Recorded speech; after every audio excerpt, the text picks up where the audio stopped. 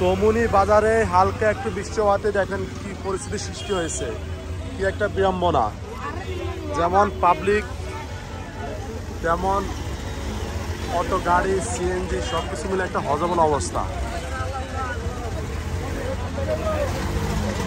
কাদা, পানি জমে আছে, ময়লা স্তূপ, আবর্জনা সবকিছু মিলে একটা পুরো হজবল একটা অবস্থা দেখতেছে।